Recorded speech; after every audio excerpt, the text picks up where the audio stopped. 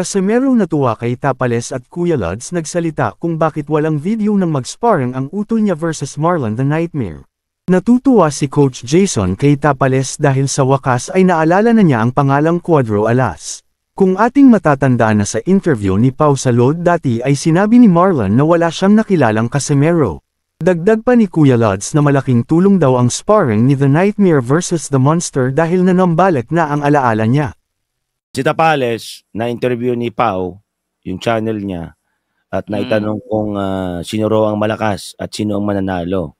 At ang sagot ni Tapales, parang natawa, or sinabing Casimero, tapos parang sinabing nadulas, pero nagsang-ayon siya na si Inoue ang makakatalo. Anong masasabi mo yung Kuya?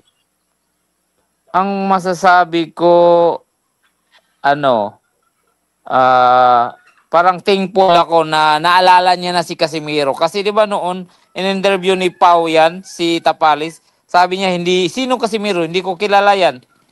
Pero ngayon, nagpapasalamat talaga ako na mayroon na, naalala niya na lahat. Kasi kilala niya na si Casimero. Oo nga pala, no? Nagkaroon siya ng insomnia noon eh. Oo, nag-insomnia siya. Kaya, pasalamat ako na bumalik na yung mga alaala niya. Tama. Oo, siguro naalog ng sobra yon sa sparring nila, kaya nabalik. Meanwhile ay inamin ni Kuya Lods na matagal nang nag-sparring sina Tapales at Cuadro Alas sa Cebu. Noon naman sa US ay hindi niya kinunan ng video dahil baka raw mabash si Casimero kapag Pinoy ang pinahirapan, considering na hirap daw makakuha ng kasparring ang kapatid niya. Tapos binalikan nyo na ilabas mo yung video.